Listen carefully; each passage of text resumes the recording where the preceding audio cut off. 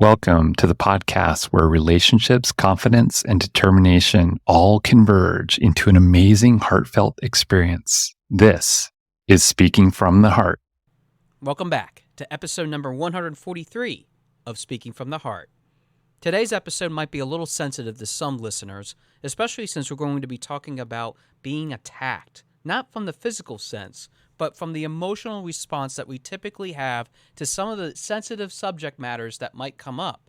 So if you are triggered by some sort of past trauma, maybe suffer from PTSD, or some other type of triggering aspect that might be involved not only with yourself, but with family members, I highly encourage you to skip this episode. Nevertheless, though, if you really want to learn how to overcome how you feel being attacked might be beneficial to trying to change the conversation that you have, not only with others, but yourself, you might want to stick around and learn some valuable tips and techniques that might help you to not feel attacked anymore. Because we can always feel attacked, whether it's something that's happening at the very instantaneous second that it's occurring, all the way to maybe even 20, 25, 30 years later. Still replaying the events of that fateful attack to not only our emotional abilities, but also our mental acuity to be able to overcome a variety of different situations that might have occurred. I know that for even some people, dealing with this type of subject matter involves actually talking about a physical situation that has occurred. And by all means, I do encourage you to seek out a therapist to process it effectively, but also to understand that the way in which we process takes time. And not everybody is created equally when it comes to overcoming this type of subject matter as well. But when we talk about the inadequate feelings that we might have as a result of the triggering events that have occurred, we're really talking about what might happen with anxiety, with depression, maybe other responses that we have, especially when we have a different type of wavelength with a person, place, or situation that might have occurred. The smells, the feelings, the emotions, the connection that we normally associate too with a certain type of event that has occurred can also be triggering in itself. And we need to be careful about the ways in which we even talk about those concepts, especially if we're ever going to make incremental progress in trying to address not only that feeling of negativity, but also neutralizing any future concerns that come up. When you are attacked, I know that it could be a very irrational feeling that you have. Perhaps one of the things that might happen is that you get angry at someone. Why would they ever even attack you in your integrity, in your morality in the first place? I have seen people even come in my office being visibly upset because of someone's inability to actually think things through, rationalize what might be the effect of their actions, and my client trying to just figure out where they fit in this world, especially when it's shaken to the core.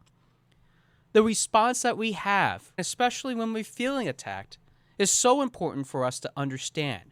If we act on our primal instincts, which go all the way back to cavemen days, I can understand completely why you would feel that attacking someone back equally, an eye for an eye, if you will, might be acceptable.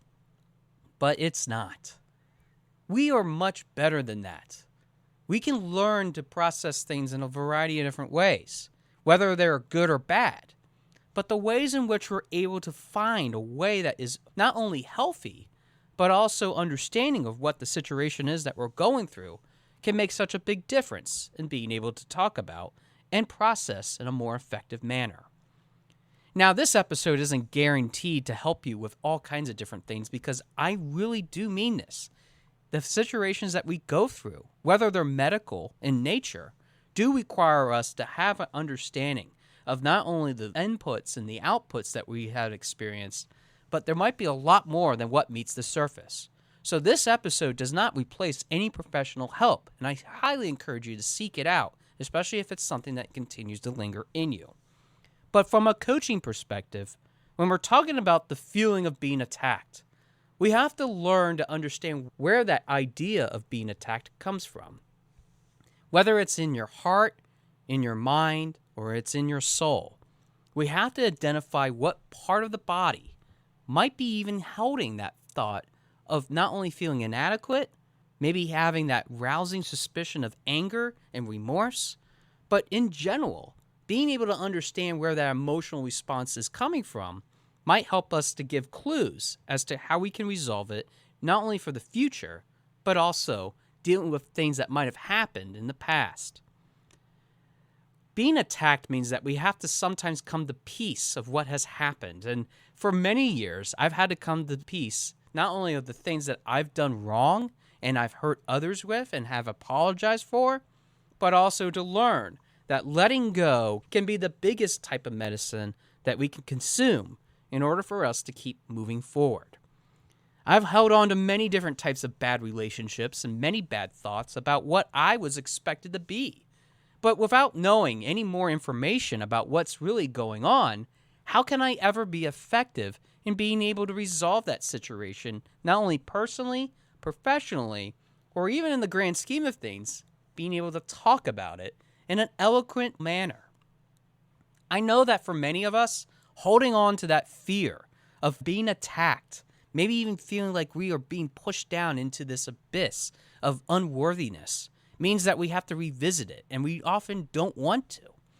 But if we're ever going to grow and become the best versions of who we are, facing that attacker head on, whether they are still here or they're imaginary in our mind because we have imprinted that situation into our brains, means that we have to figure out what is triggering it in the first place. If we're ever going to grow when it comes to even talking about this type of subject matter, we have to explore why we have those feelings in the first place. The feelings in themselves are definitely justified. We have to learn from the fact that those feelings situate inside of ourselves because they leave a mark.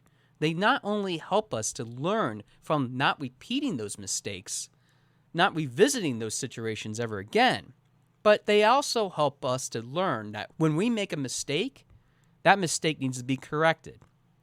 But our body doesn't know the difference between what is really the extreme, which is what we're talking about today, and what is really the situation that we should be learning every time that we do something wrong. Think of it this way. When you put your hand over a stove that is really hot and you try to grab onto one of the burners, of course it's going to have the effect that you anticipate. A scarred hand and many visits possibly to the hospital, especially if you have a first, second, or third degree burn. It just depends on what kind of treatment that you need. But when we learn from the fact that we should never put our hand on a hot stove, of course we're never going to do it again. But the body doesn't understand the difference between that and something that we can't really materialize in our life again.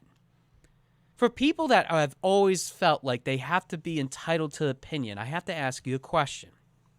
Does your opinion really matter, especially if that person that is hearing it is truly affected and scarred for life because you didn't pay attention to not only what was going on in their lives at the time, but even then, were you even respectful of what they might have been pushing themselves through, especially if they have been subjected to those things that you've had to say, which could have been said a little bit better?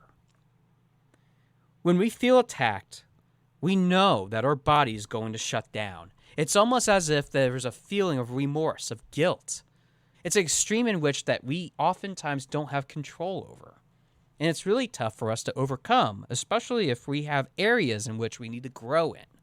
We need to learn better skills of coping, which is why I always will say to any of my clients that are going through those sort of emotional outbursts, especially those feelings of pain and remorse, to sit in it, journal it, and then burn it.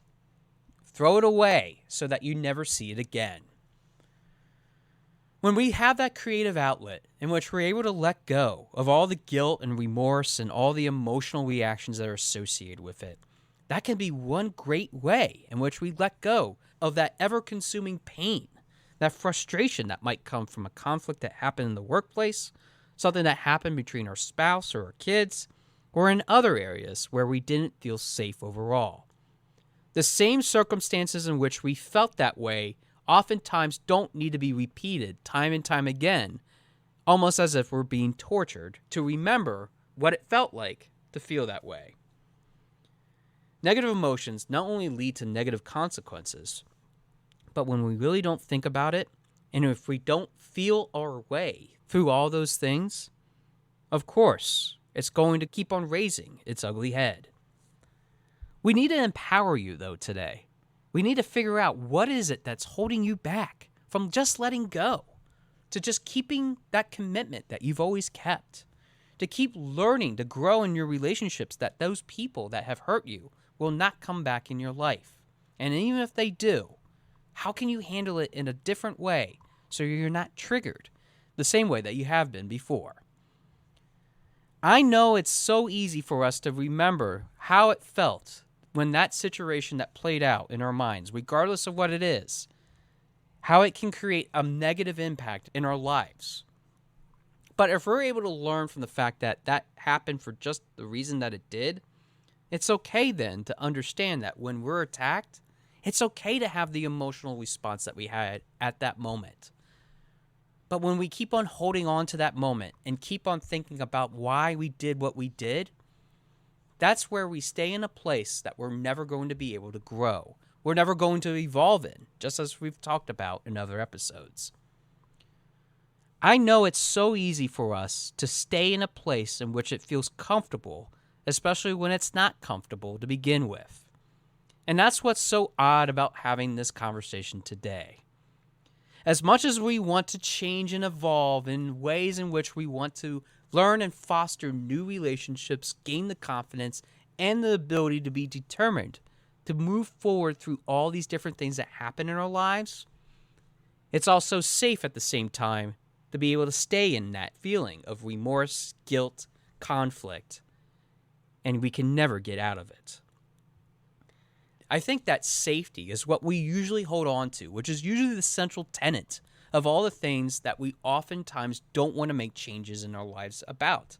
Because when we're holding on to that safety net of what's going on, that means that we have some form of control, even if we have no control at all. It's an interesting psychological deficit that we have to overcome. Because if we don't feel safe, why are we thinking that it's safe in the first place? It's almost as if our brain is tricking us into staying in a place that is not only complacent, but has negative feelings. It infringes upon that feeling of overcoming the worst versions of ourselves. But on that journey of feeling like we're at absolute worst, we can become the best versions if we're just able to change the triggering messages that come from a situation such as what we've been through. This episode is very difficult for us to talk about because it means that we have to overcome the opinions of a variety of different places that you might be coming from. Maybe it's something in which you've been battered, in which you've been absolutely destroyed, not only emotionally, but physically as well. The resources that you once had are gone. The ability for you to rationalize the conversation that you had before is gone. You're basically relearning skills that maybe you've learned a long time ago, but now have to be reconstructed, almost as if you're going through occupational or physical therapy. You have to learn, though, that by changing your mindset, getting over what has happened in the past when you felt that fear of being attacked, can help make such a big difference in the way in which you're able to move forward. When we talk about having authentic conversations, we're talking about learning how to diffuse that situation that has happened and learning how to have a new conversation about it so that it empowers you to keep pressing forward, to not be held back in those strongly conceived feelings of remorse, guilt, maybe even emotional pain that you're experiencing. I think that we have to fight the feeling of negativity by neutralizing not just the feeling that is associated with it, not just the way in which we're not only processing that feeling, but we have to relearn how to digest material going forward. I've always been an advocate on this show about surrounding yourself with the right people, the right individuals, the right resources, even the right talents, if you will, to be able to keep pressing yourself forward. But in order to grow in the way in which I'm talking about today, it means that you sometimes have to let go. It means taking that pain and turning it into positivity. It means sharing what is on your heart in a good way. instead of thinking about all the bad things that have happened in the past. This is not easy for me to talk about because it means letting go of some of the things that have even hurt me in the past. But I know that every time that a bad feeling comes up, I can change it for the better. I have control of it. So remember this today. You will always have control of how you feel, of how you process things, and how you can change the dynamic of your conversations that you have going forward. But if you're afraid of saying what is on your heart, letting go and talking to someone that can professionally help you, or even letting go of the things that might be holding you back and wanting to help you move that needle forward, well, just as one guest has put it, you might not be the rebel that you once thought. But there is always hope. And I want to give you that hope today to keep moving forward, even if you think that it's really terrible to do. Because when you feel attacked, you're justified in feeling the way you do. You're allowed to spend some time in it. I give you permission to do it. But you have to let it go. You don't have to live in that moment forever. You don't have to be that person that was dejected, ridiculed, or shamed. You are so much better. You are so much wiser, and you're so much more confident than you were before. If you remember that, and you know that there's hope at the end of that tunnel, trust me on this. That person, that place, that thing, regardless of what triggers you, will no longer hold the power to control you anymore. And I think that is the best feeling, the best positive feeling, as opposed to the worst negative feeling that you could ever experience. Start letting go and start living today by not only seeking the professional help that you need, but to find your voice in this ever-changing world. Thanks for listening to episode number 143 of Speaking from the Heart, and I look forward to hearing from your heart very soon. Thanks for listening. For more information about our podcast and future shows, search for Speaking from the Heart to subscribe and be notified wherever you listen to your podcasts. Visit us at www.yourspeakingvoice.biz for more information about potential services that can help you create the best version of yourself. See you next time.